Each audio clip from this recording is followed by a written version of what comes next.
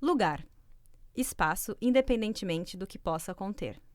Espaço ocupado por um corpo. Local conveniente ou próprio para ser ocupado por ser animado ou coisa. Posição determinada por circunstâncias especiais. Posição relativa ao grau de importância de alguém ou de alguma coisa em qualquer contexto. Ponto em que reside ou se supõe residir algum sentimento, qualidade, defeito e etc. Fala. Ato ou efeito de falar. Capacidade ou faculdade própria do ser humano de expressar ideias, pensamentos, emoções, etc., e de comunicá-las com palavras, signos verbais. O uso dessa faculdade. Segundo o linguista Ferdinand Saussure, a fala é um ato individual de inteligência e de vontade no exercício da linguagem, opondo tal noção à de língua, cuja existência é de caráter social, independente do indivíduo. Modernamente, a noção de fala tem sido substituída por discurso, alterando a posição de fala-língua para discurso-língua. Você acabou de escutar as definições do dicionário, também conhecido como tira-dúvidas ou tira-temas.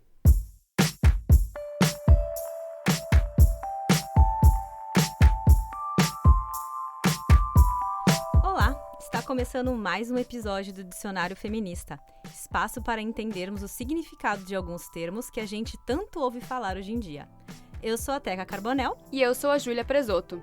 Nesse programa, nós vamos desmistificar um termo que foi popularizado principalmente pelas grandes mídias, mas ninguém sabe muito bem como se colocar diante dele. Hoje a gente vai falar de lugar de fala. Foi lá em 1970 que escritoras feministas observaram o quão desigual era a produção de conhecimento por homens e mulheres. Já que a sociedade aceitava mais que homens seguissem carreira acadêmica, as mulheres muitas vezes ficavam fora tanto do acesso quanto à criação de pesquisas e teses. É nessa concepção de que o conhecimento sempre está pautado em uma certa estrutura social que nasce a epistemologia. Foi pela epistemologia que a teórica norte-americana Sandra Harding apontou o quão irreal era a visão de mundo por aqueles que estavam no topo das estruturas sociais. Um exemplo disso seria se alguém, que está numa posição muito privilegiada, dissesse que a fome no Brasil é uma grande mentira. A forma encontrada para diminuir a frequência de análises equivocadas como essa foram os estudos baseados em relatos produzidos diretamente pelas classes sociais marginalizadas. Dessa forma, as mais importantes questões sociais e suas explicações se tornaram mais fáceis de ser acessadas e estudadas. Portanto, quando queremos entender os preconceitos enraizados na nossa sociedade, a forma mais efetiva para isso é ouvir o relato do oprimido, ou melhor, reconhecer que quem sente as dores é quem tem o lugar de fala. Então, Taquinha, muita teoria, né? Muita teoria. Gostoso ouvir teoria, eu gosto de ouvir a história, Sim, acho é bem legal. importante. Mas eu queria aqui saber para você, por que você acha que é importante a gente dar um lugar de fala para quem é o oprimido? Falando do ponto de vista científico, digamos assim, é importante para você identificar os problemas da sociedade e tentar solucioná-los de uma forma mais eficaz. Mas, agora falando do ponto de vista do oprimido, eu acho que é importante por conta do empoderamento, de você dar o protagonismo para aqueles que merecem ser os protagonistas de uma certa luta. Do meu ponto de vista, o que eu posso falar da questão é do feminismo.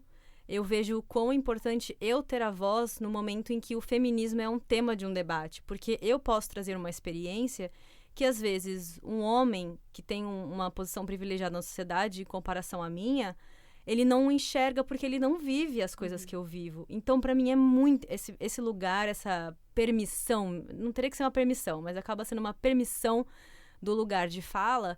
É muito importante para eu sentir que eu tenho opinião e eu posso expressar os meus sentimentos e as minhas ideias. Eu acho que isso é importante tanto no âmbito pessoal como no âmbito social. Tipo assim, quem escreveu as leis hoje em dia, né? A grande maioria delas.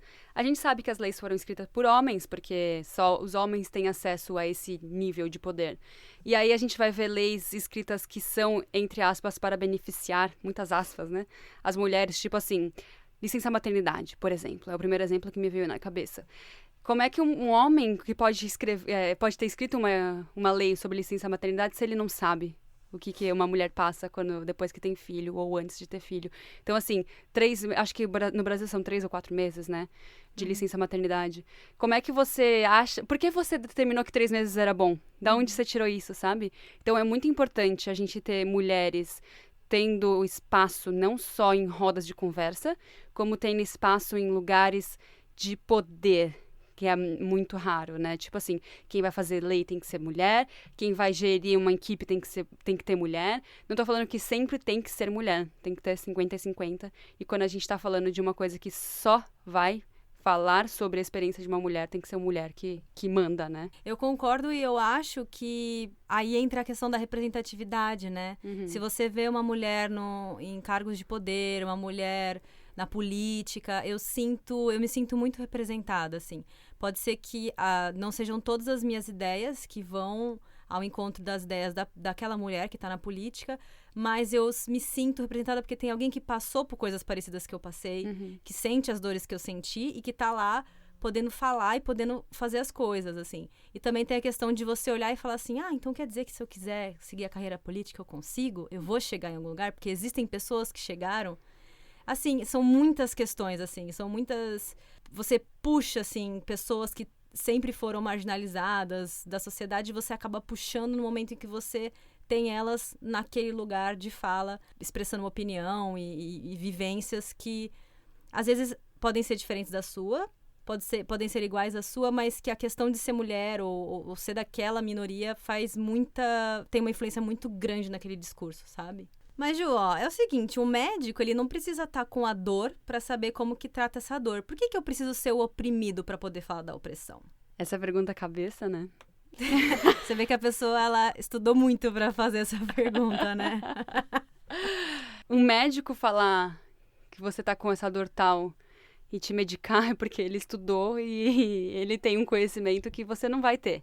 Tipo, você não teve acesso às mesmas informações que ele. Então, você não vai querer se colocar no lugar do médico e falar eu acho que você precisa de um antibiótico X. Porque ele sabe do que ele tá falando, você não sabe. E é a mesma coisa quando você vai olhar pelo outro lado. Por que você vai falar, como uma pessoa branca, por que eu vou falar pra uma pessoa negra como ela se sente? Tipo assim, racismo não existe. Por que eu, como pessoa branca, com todos os privilégios que eu tenho, vou falar se essa pessoa está sentindo essa dor ou não? Porque existe a dor física, que é aquela que o médico estudou pra fazer a gente se curar.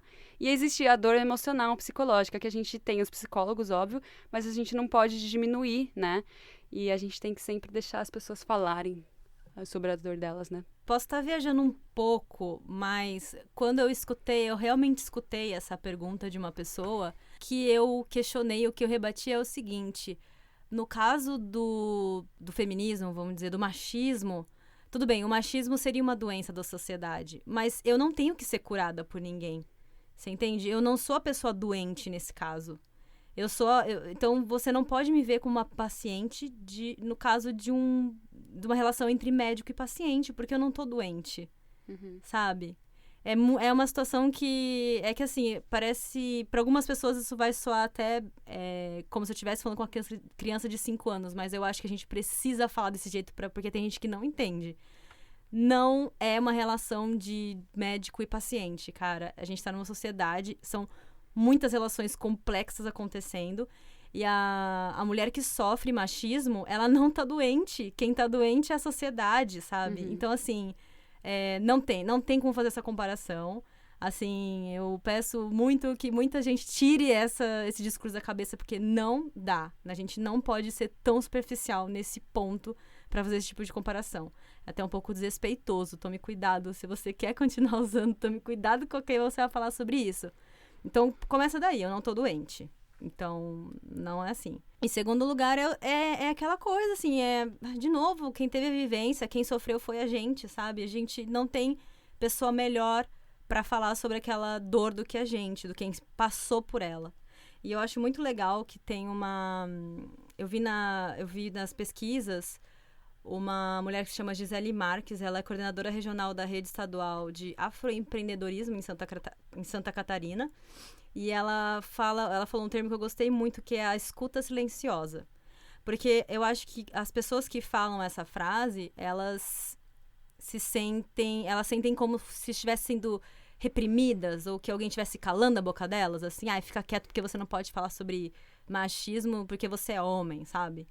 Mas eu acho que, muito diferente de alguém estar te calando, eu acho que o que a pessoa tá pedindo é que você tenha uma escuta silenciosa, sabe? Que você escute o que a pessoa tem pra falar. E por mais que você não concorde, que você não entenda 100% aquela dor, você não pode desmerecer, você não pode diminuir ela, porque ela existe. Se a pessoa tá dizendo que existe, não tem por que você dizer que não, sabe? Eu acho isso é muito importante, assim. E eu acho que isso não só com as relações com os temas, tipo, racismo, machismo e homofobia, mas também com outras coisas da vida, sabe? Qualquer discussão que você esteja tendo com qualquer pessoa que seja, sobre política, sobre PT ou Bolsonaro, existe esse ponto da escuta silenciosa que eu acho que as pessoas não estão tendo, e por isso que a gente tá tão, assim, num estado de crise eterna, sabe? Posso ser honesta? Fala. Eu acho que a gente tá sendo... Esse assunto me deixa muito brava. Muito brava. Sabe por quê? Ele é muito óbvio. Eu acho que eu tô sendo muito, muito legal aqui. É tipo, gente, é tão óbvio. Por que é assim? A gente tá conversando com outra pessoa sobre infância. Aí você fala, a minha infância em Campinas foi assim. Não tem como negar. A sua infância foi assim. Tipo, viver em Campinas é assim. Por que eu posso respeitar que viver em Campinas é diferente de viver em São Paulo? E eu não posso respeitar de tipo, essa pessoa falou que esse termo me machucou, eu achei que é racista. E eu não vou falar assim, imagina, você tá louca? Tipo, não faz sentido. Essa conversa chega a não fazer sentido pra mim, sabe? Tipo, por que as pessoas não conseguem respeitar e ouvir melhor, sabe? A gente não sabe tudo. Eu vou fazer uma análise aqui, porque eu achei legal a sua revolta. Eu vou tentar fazer uma análise. É que eu acho que quando você tá numa discussão em que a pessoa é oprimida e ela pega o lugar de fala dela e ela fala sobre aquela dor. Aquele que tá ouvindo, qual é o papel daquele que tá ouvindo? O que sobra pra ele? Pensando na relação de opressor e oprimido. Ele é o opressor. Você entendeu? Pensando em duas pessoas, né? E ninguém gosta de ser, né? E ninguém gosta de ser opressor. Ninguém gosta de tomar esse título de machista, de homofóbico. Parece que virou uma caça às bruxas, digamos assim. Do tipo assim, se você é machista, morre sozinho, vai pra, sei lá, se mata. Mas, gente, calma, sabe? Eu acho que a gente tem que respirar fundo e falar assim, o que eu posso mudar pra ser melhor? E até pra quem tá trocando experiência com aquela pessoa que você sabe que é machista, o que eu posso fazer pra tentar desconstruir ela de uma forma que não seja agressiva e que eu consiga atingir ela de uma forma mais eficiente? Tem pessoas que o processo de desconstrução é longo, não é numa conversa de bar que você vai ter com ela que ela vai te desconstruir. Então, assim, a gente tem que ter essa paciência. E quem tá se sentindo no lugar do opressor tem que se perdoar nesse sentido. Não se trazer para si a ofensa tão grande. Porque eu sinto que esses tipos de devolutiva numa discussão vem porque a pessoa se sente opressora. E ela fala, então quer dizer que eu sou homem, então eu mereço morrer e eu não posso falar sobre feminismo. Ele se sente atacado, é verdade. Faz sentido isso que você tá falando. Então, acho que, gente, vamos parar de colocar na cruz o opressor. A gente nasceu nessa sociedade, a gente nasceu mais ou menos nos anos 90, infelizmente a sociedade era assim. Hoje em dia, pra quem tá nascendo agora, talvez seja diferente. Mas vamos parar de querer colocar todo mundo numa caixa de não vale nada, sai daqui. Cancelamento. E vamos tentar ir pelo outro caminho, desconstruir junto, e vamos todo mundo ser feliz junto. Se ofender menos, sabe? Que é o tal da escuta silenciosa, é você tá demonstrando respeito pela pessoa, e não assim, vendo ela como sua inimiga ou alguém que está sendo oprimida por você, entendeu? Eu acho que quando eu comecei a me aprofundar, eu estudo muito sobre racismo, porque eu acho que o meu papel como branca é entender a dor do negro. Quando eu comecei a estudar mais sobre isso, eu me senti muito culpada.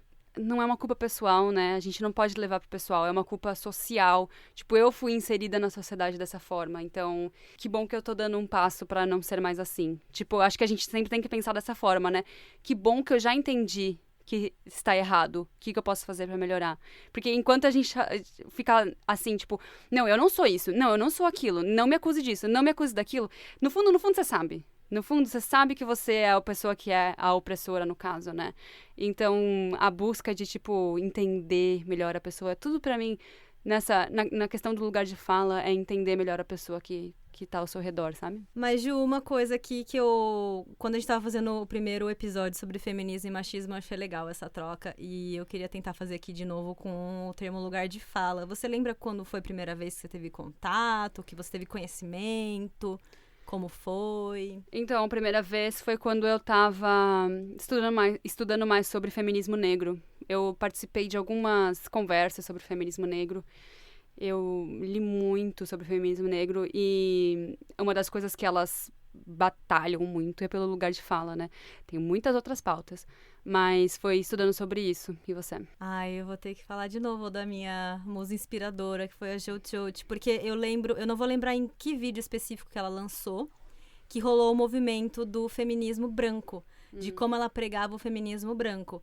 E aí eu vou relatar aqui, porque eu quero aqui mesmo me expor em praça pública. Que é isso, a gente tá aqui pra desconstruir e mostrar que ninguém é 8 ou 80. Mas é o seguinte, na época eu acompanhei a discussão, o pessoal combatendo e falando que ela defendia o feminismo branco. E eu fiquei assim, mas como assim feminismo branco? O que tem a ver isso? Esse pessoal mimimi, sei lá, sabe? E aí depois estudando eu fui entender do que eles estavam falando. Que é justamente a questão de como as pautas do feminismo branco não incluem as mulheres negras. E eles não contam com a história que as mulheres negras sofreram, que é muito diferente das mulheres brancas. Uhum. E aí eu fui entendendo, e hoje eu tenho uma posição muito diferente. E assim, com os vídeos da Jout também, ela também parece que foi entendendo. Hoje em dia ela tem uma visão diferente, enfim. E eu acho que eu comecei a entender essa questão do lugar de fala nessa época, junto com ela. Não vou saber o ano, não vou saber, mas acho que comecei assim. E eu passei, sim, por esse processo que a gente acabou de comentar, do tipo, de me sentir a opressora e ficar incrédula. Como eu, feminista? Como assim? Eu não tô oprimindo ninguém, eu tô certíssima.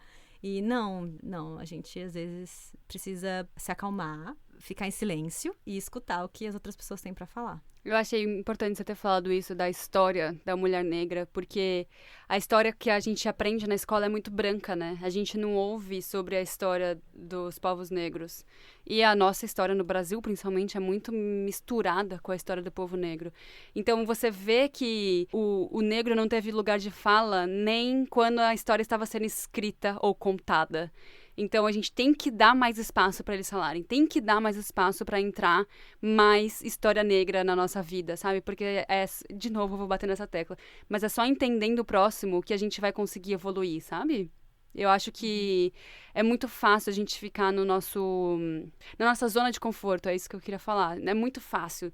E a partir do momento que a gente começa a entender mais o próximo, as dores do próximo, e deixar a pessoa falar, a gente começa a ser um ser humano melhor, né? Tem relações mais saudáveis, eu acho. Assim, eu não tô dizendo que debates não devem acontecer. Eu acho que sim. Numa conversa você sempre tem que trazer o outro lado da moeda, mas eu acho que quando você tá falando de uma dor, quando alguém está contando pra você sobre uma dor que essa pessoa sofre, eu acho que nessa ocasião não existe, não tem como você rebater. Sim. A não ser que, por exemplo, nós duas, mulheres brancas, estejamos falando de feminismo e machismo. A gente consegue ter essa troca no sentido de você falar pra mim, você tá exagerando, ou nesse caso houve machismo, você não viu. Eu acho que na nossa troca, sim. Mas se você encontra a sua posição na escala social e você está conversando com alguém que é menos privilegiado que você e essa pessoa está te contando uma dor, eu acho que nesse caso você não é obrigado. E eu acho que é melhor, inclusive, que você não rebata ao argumento daquela dor, entendeu? Eu lembro de uma amiga minha que tem o namorado dela é super... Hoje em dia eles são casados. Ele é bem pra frentex, assim. Ele é bem ativistinha e tal. E aí, eu lembro dela compartilhando um print de uma conversa com ele. Dela falando assim, puta, eu tô me sentindo uma merda. Eu tava andando na rua e eu sofri esse tipo de assédio e não sei o que, não sei o que. E aí ele falou assim, amor, que merda. Eu não consigo nem imaginar como é você se sentir desse jeito, mas eu espero que eu possa te ajudar estando aqui do seu lado. É isso, tipo assim, às vezes uma pessoa que tá em outra situação diferente da minha, tipo uma pessoa que é homossexual, uma pessoa que é negra, uma pessoa que é pobre, ela vai querer compartilhar alguma dor e eu vou falar assim, putz, você não vai poder querer achar a solução porque você não tem a solução. Você não é o salvador branco. Você só pode ouvir, ter muita empatia pela pessoa, sabe? E eu acho importante também, assim, não falar assim, mas será que tava assediando mesmo? Mas que roupa você tava usando? Mas o que você fez? O que você fez? Essa frase, ela pode ser tão destrutiva. Que eu acho que ela tinha que ser tirada do vocabulário. Não tem por que você virar pra alguém e falar assim, mas o que você fez? Porque não tem. Eu acho, não existe. Numa conversa de dois seres humanos, não tem por que você colocar isso, cara. Não tem. Ô, Teca, mas eu quero saber uma coisa. Você já ia roubar a pergunta, que eu sei. Você sabe qual que é o seu lugar de fala? Eu acho que eu sei. A gente pode estar se equivocando, né? Eu sempre tô aberta a essa possibilidade de estar me equivocando o tempo todo e aprender o tempo todo. Mas eu acho que eu sei meu lugar de fala. Eu acho que eu sei meu lugar de fala porque eu sei os meus privilégios. Eu tenho muita noção deles. Eu sei olhar pra outra pessoa e falar, essa aqui teve mais privilégios, essa teve menos. Nesse quesito ela teve mais, nesse quesito ela teve menos. E eu julgo que hoje em dia eu consigo ter essa consciência, apesar de que durante muito tempo eu não tive. Então, o meu lugar de fala, eu vou falar da minha experiência pessoal, porque ele é um lugar de fala muito... como é que é? Não é tênis. Sabe quando tem uma onda? Transita, né? Tipo isso. Porque assim, o meu lugar... Flutuante. O meu lugar de fala é especificamente pessoal, do meu papel. É como uma mulher de classe média baixa, que tem os meus privilégios, heterossexual, branca. Mas eu tenho... Meu pai é negro, minha irmã é lésbica, meu primo é gay. E meu tio era gay também, meu tio tinha AIDS e tal. Então, eu fico transitando sempre, sabe? Eu nunca posso falar sobre como é ser um gay que tinha AIDS ou como é ser uma mulher lésbica, mas eu posso falar como é conviver e crescer numa família que tem essa pluralidade, sabe? Então, eu sinto que eu transito muito entre vários papéis, porque ter a convivência com essas pessoas me permite isso, mas eu nunca posso falar por eles. E aí, eu acho que é uma linha muito tênue, assim, do tipo... A próxima pergunta da nossa pauta era se a gente já errou. E eu sinto que é muito fácil pra eu errar, porque é muito fácil pra eu defender essas pessoas, porque eu amo essas pessoas, sabe? Então, eu acabo falando por elas, porque não invado o lugar dessa pessoa, porque eu amo muito essa pessoa. Eu amo muito a minha irmã pra você falar que lésbica é isso ou aquilo. E então, eu acabo, às vezes, errando nesse ponto. Mas eu também tenho o privilégio de ter essa família tão plural. Então, eu fico transitando muito. Tipo assim, eu não sei o que é ser um gay com AIDS, mas eu sei o que é ter um tio que se matou por causa disso. Então, eu tenho uma experiência que outras pessoas não têm. E como é que eu vou fazer a experiência do meu tio vir à tona hoje em dia? Ou então, quando a minha irmã ou meu primo não estão, como é que eu vou falar como é crescer numa família de classe média baixa, branca, na sua maioria, e ser gay, sabe? Acho que o meu lugar de fala, ele transita muito, sabe? Eu acho que existem camadas, talvez, né, do lugar de fala. Porque é aquela coisa, também depende de onde você está. Claro, você nunca vai chegar e falar assim, porque ser gay é isso. Mas eu acho que num grupo de amigos em que ninguém teve parentes, pelo menos que...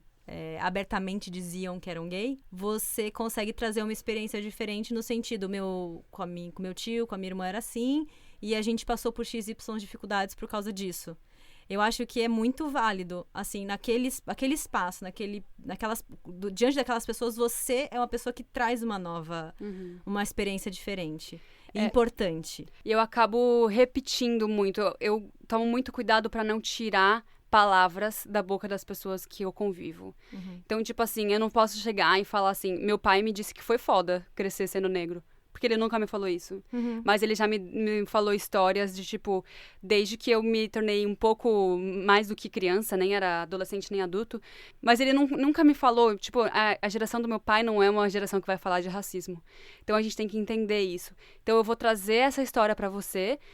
E eu não vou tirar palavras da boca dele. Eu não vou falar assim, nossa, meu pai falou que crescendo na Zona Leste, sendo um homem negro, foi difícil. Porque eu não sei, ele nunca falou isso. Mas eu vou tentar repetir o que ele falou, sabe? Eu gosto muito de contar histórias, eu gosto muito de estudar a partir da história dos outros. Então, eu acho que esse acaba sendo o meu papel, sabe? De expandir a história deles. É claro que eu nunca vou chegar e expor uma pessoa que não gostaria de expor, se a pessoa não se sente confortável. Mas eu gosto muito de contar a história dos outros. Eu sou jornalista, então eu tenho esse flerte com histórias, né? Então eu acabo falando muito. Mas eu acho, agora sim, falando de um lugar onde eu posso falar com propriedade, tá? Que sendo feminista, mulher, etc., que nem a gente conversou no outro programa, se um homem tá numa roda de homens, vamos supor, o meu marido tá numa roda de homens, e ele começa a falar sobre coisas que eu disse pra ele, que eu relatei pra ele. Poxa, a Teca me contou que no trabalho dela, uma colega de trabalho não conseguiu fazer, o chefe não permitiu que ela fizesse um trabalho, pois disse que ela não era técnica o suficiente, enquanto as únicas pessoas que fazem aquele tipo de trabalho eram homens. Porque isso é um relato que eu falei pra ele. E se ele chegasse numa roda de conversa entre homens, amigos deles, e falasse isso, eu acho que tudo bem. E aí, a partir disso, eles fazerem uma análise do tipo, nossa, é verdade, no meu trabalho as pessoas mais técnicas são homens. E discorrer sobre isso, eu acho que tudo bem. Eu não me sentiria ofendida. Sabe? Porque eu ainda estaria sendo... Porque foi real, foi uma reprodução minha real. Que eu falei pra ele, ele tá passando pra frente. Eu não me incomodo. Agora eu me incomodo se ele chegar e falar assim, não, porque eu sou feminista e os machos é tudo não sei o quê. Eu vou falar, tipo, meu, o que você tá falando? Você nem sabe.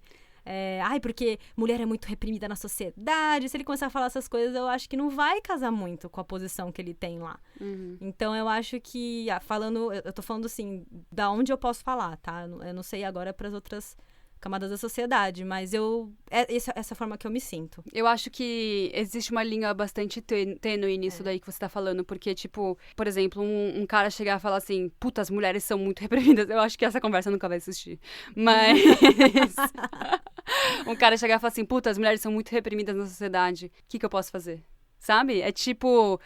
Eu acho que trazer o problema não deveria ser um problema, porque do jeito que as coisas estão sendo construídas, muitas vezes os homens, ou a pessoa que é a opressora, como nós somos pessoas brancas, a gente fica até com medo de falar sobre o assunto. Então, tipo, não vamos tocar nesse assunto, porque a gente não está num ambiente conhecido, a gente vai falar merda. A gente tem que falar, a gente tem que errar, a gente tem que abrir pra gente chegar numa conclusão melhor, sabe? Tipo, a gente tem que sair dessa conversa uma pessoa melhor do que a gente foi no começo. A gente tem que falar, concordo muito com você, mas sabendo, claro, se você sabe que você vai ofender alguém, não é preciso, não é por aí, mas... Claro, que nem uma conversa que a gente teve agora há pouco, uma amiga nossa falou, eu tô morrendo de medo de perguntar isso. Mas medo de perguntar o quê pra gente? A gente é aqui o seu grupo, a sua zona de conforto. Aqui você pode perguntar o que você quiser, sabe? Eu acho que você tem que achar essa zona. Tem que, assim, achar essa zona e claro, sem ofender. Ela fez uma pergunta que não ofendeu ninguém e foi tranquilo, sabe? Então, acho que é por aí, assim. Mas eu acho que até perguntas que pode ser que ofenda, elas têm que ser ditas. Porque... Você tem que chegar com muito respeito pra fazer essa pergunta. Tipo assim, nossa, eu vou dar um exemplo muito nada a ver. Muito nada a ver, já vou avisando a audiência, muito nada a ver. Tipo assim, pode ser que você se sinta ofendida se eu perguntar como que é ser uma pessoa com cabelo colorido. O que não é um problema nenhum pra sociedade, nunca foi, nunca vai ser. Mas eu preciso ter a liberdade e a intimidade com você pra eu poder perguntar isso, sabe? E eu acho que tem que perguntar, tipo assim, a minha amiga que é negra, eu posso muito bem chegar pra ela e perguntar, puta, como é que é você ter sido crescido como uma mulher com cabelo crespo? Pode ser que pra uma pessoa que não seja muito minha amiga, isso seja um problema, isso seja ofensivo, sabe? Tipo, ou seja cansativo, as pessoas estão cansadas de falar o tempo todo, sabe? Mas se é uma pessoa que você tem intimidade, eu acho que a gente tem que tentar, sabe? Porque a gente nunca sabe o que vai ofender ou o que não vai. Tipo, essa nossa amiga, ela achou que ela super ia ofender a gente só porque a gente é feminista. Mas não ofendeu. A gente não sabe o que vai ofender. E se for ofender, já chega falando assim, eu tenho essa pergunta, tá me matando aqui dentro. Eu preciso perguntar, mas eu não sei se eu vou te ofender, sabe? Eu acho que tem que ter essa resposta, essa pergunta. Eu sou sempre a favor do debate, do diálogo. Então, eu prefiro que você fale isso do que você fale assim... mas o que você fez pra ele passar a mão na sua bunda? Isso pra mim é 1000 vezes mais ofensivo do que você chegar pra mim e falar, olha, desculpa se eu vou te ofender e tal, mas existe feminazi, sabe? Eu acho, enfim, pra mim é assim que funciona. Eu queria falar uma coisa, quando a gente errou. Ah, não, que você comentou, né? Foi um miado, tudo Quando junto. quando foi que a gente errou? Cara, recentemente eu tive um feedback de uma amiga minha, bem próxima mesmo, que ela é negra, e ela falou... Na verdade, foi o seguinte, que recentemente eu tava conversando com essa minha amiga, falei desse menino, só comentei dele, uma coisa nada a ver, e ela falou assim, é aquele seu amigo que gosta de negras. Eu falei, é. Ela falou, eu nunca falei pra você, mas eu não gosto do jeito que os seus amigos falam sobre isso. É muito ofensivo isso. Aí eu falei, é sério? Me conta. Aí você fala, tá, me conta, né? E ela falou, olha, querer, como se fala, sexualizar a mulher, objetificar por ser negra, etc e tal. Explicou todos os motivos. E aí eu parei, eu falei assim, poxa, eu vou dar um toque neles. Vou dar um toque no sentido de, tipo, não é legal falar isso, sabe? Tipo, vocês podem estar achando engraçado, mas se tem alguém que não tá rindo é porque não tá sendo engraçado. Uhum.